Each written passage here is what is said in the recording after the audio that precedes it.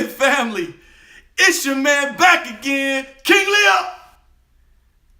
And you know where we at. We in cutting country. Cutting season right now, guys. Cutting season. So everybody's going to be jumping and running and sprinting and doing whatever you need to do to get to the gym and start taking those pounds off so you can look good in those summer clothes you spend so much money on, right?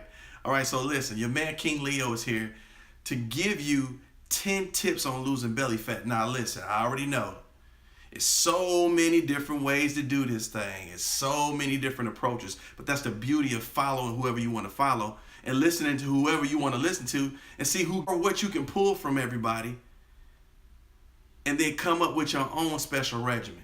So I'm going to try to keep it as simple as possible for my beginning fit family.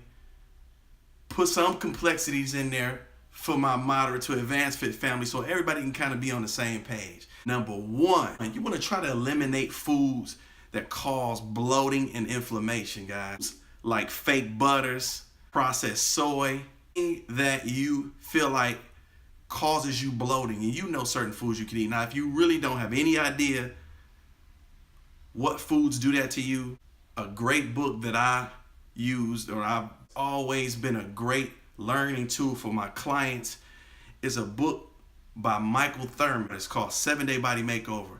And what I like best about the book is he provides a questionnaire. And in the questionnaire, he asks you certain things that will help determine what exactly your body type is. Because I do a lot of body type training. You're either an endomorph, ectomorph, or mesomorph, or you might be a combination of the two. Now, that concept has evolved over years, and especially for women, because women are so curvy and have so many different shapes. You have the pear shape, the reverse triangle, the rectangle, the apple, the fruit chain. I mean, there's so many different things. But I just implore you to go out, research ways to find out what your body type is. This is my whole point. So certain foods I can and can't eat. Like I love bananas, but they aren't great for me. They bloat me. I get gassy. I love onions. Same thing. Can't eat them really in volume because they do those things to my stomach. So you really have to find out what foods inflame you or bloat you or cause you problems. If you're running to the bathroom and your body's not acting right, chances are you probably shouldn't be consuming that food. 2, stop drinking your toxins, all right? Stop drinking your toxins, meaning all these pop, processed sugar in your sugary drinks, all these things with high fructose corn syrup. Yeah, they taste good going down, but the damage that they do to your liver and your kidneys and your body in general, trying to process whatever the chemicals they put together to make it taste good, it's going to really, really harm you more than it's going to do you any good. Even if you use them, and I use them too, artificial sweeteners, just be careful.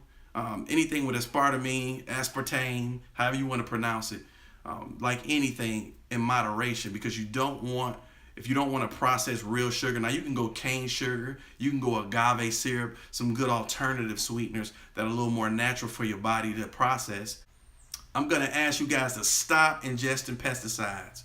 Now, I know everyone can't afford to go organic. If you can, that's always the best option. But if you can't, hey, make sure you rinse your foods off thoroughly. Make sure you ask your local grocer and check with them how many pesticides are in a certain vegetable you like or fruit you like. And then if all else fails, you can always go frozen. The freezer's going to kill all those things before you have to ingest them. And then you can rinse them anyway when you put them in the microwave, when you heat them up, when you steam them.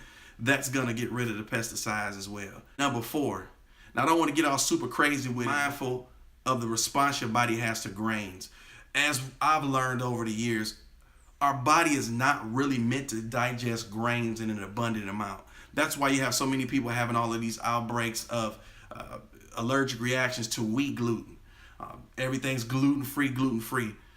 Don't panic about the gluten-free. We can digest some wheat. It has some nutritional value to your body system. Multigrains, things of that nature, your wheat bread. But just do it in moderation. Maybe 1 to 2 servings a day at the most. Number 5, let's talk about your dairy products. I got so many good friends that are lactose intolerant that they always have to find all these alternative ways because they love milk.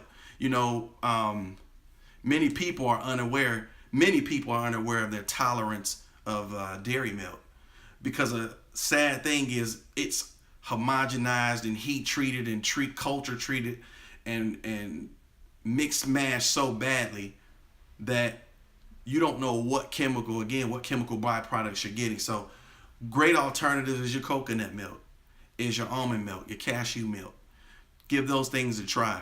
They may be a lot less harmful in your system, and you didn't know that maybe you may be able to drink milk, just not straight off the rack homogenized milk. Now, me personally, I drink organic milk. I think that's just something, I love milk, and that's just something I'm going to spend the extra money on in order to have my milk. I like it with my granola cereal. I like it in my smoothies. So I love my milk, and I'm not going to put the homogenized milk with all of the heat-treated pesticides and chemicals and cultures in it, so I'm going to do that. Number 6, one of the most important to me is hydrate, hydrate, hydrate. I can't say it enough. Water is the elixir of life. You set your body up to be more receptive to anything that you're going to do if your water quality is in place. If your water quality is in abundance, your body's going to metabolize better. Your body's going to drop weight better. Your body's going to respond better to exercise. Your body's going to respond better to the food you eat. Your digestive system is going to be great. It's going to react properly if you hydrate. I can't say enough. Hydrate, hydrate, hydrate. Number 7, another vitally important tip that we miss in cutting weight, keeping your core tight. And in addition to that, I'm going to add keeping your lumbar and your lower back muscles in shape. A lot of times it's all about the chest, the legs, the shoulders, the back. But we don't pay attention to areas where if you give those things strength, they're going to help your overall performance.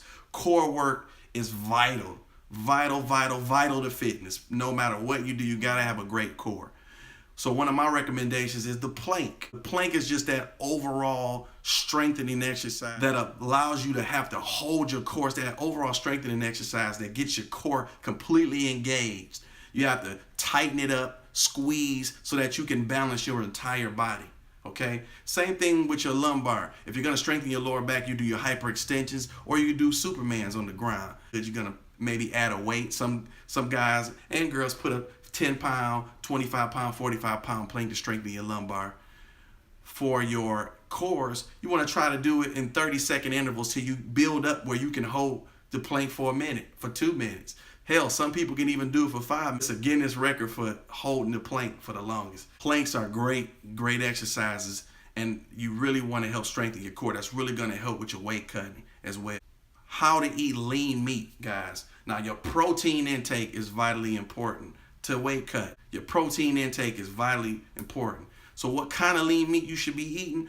Grass-fed over grain-fed. The belief system in grass-fed meat is that it contains is high in omega-3 fatty acids, which really help the metabolism, your metabolic rate in your body. So that's why the preference is over grass-fed meat. But again, the principle to that in your protein intake is just make sure that your protein is lean as possible. The leanest source you can get, 93.7, usually in your ground beef is the leanest you're gonna get. Same with your turkey, 93.7.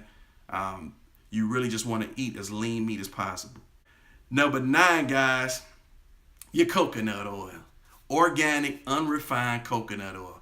Now, coconut oil in the last couple of years have really gained ground because they have so many different great properties for your hair, your skin, but you can also ingest them as well. The principle is they have great metabolic properties. Ingesting coconut oil really helps to increase your metabolism and help burn body fat, burn belly fat more importantly. Another great key, and probably one of the most important things to do, is to find a way to eliminate stress from your life. And I know that's harder. That's easier said than done. We all have a lot of stressors. You may be a provider in your home. You may be a stay-at-home mom or dad. You may be going through any kind of hardships or triumphs or uphill battles in life, and you stress out a lot. Well, you got to get control of that stress. Stress creates cortisol, and cortisol holds on to belly fat like crazy. And so one of the things I do every Sunday is yoga day. So no matter what my week was like, what my weekend was like, I want to end it on a stress-free note. And I feel like yoga really centers your body, allows you to relax, allows you to stretch, allows you to just clear your mind of all these, of any of the hardships you're having or bad thoughts, and just prepares you for that battle for the next week, guys. So a great stress reliever I choose is yoga. But find what works for you, whatever that means. You lock on to that and use that in those moments and those times where you're really feeling stressed out and you're feeling like you can't get a handle on life or handle on things in front of you. Get something that releases that stress so you can get back to your center, you can get back to work. Well, listen, King Leo just gave you 10 tips on losing belly fat, which means, you know what? I got work to do, and so do you. So get to it, get dirty doing it, but most importantly, get it done.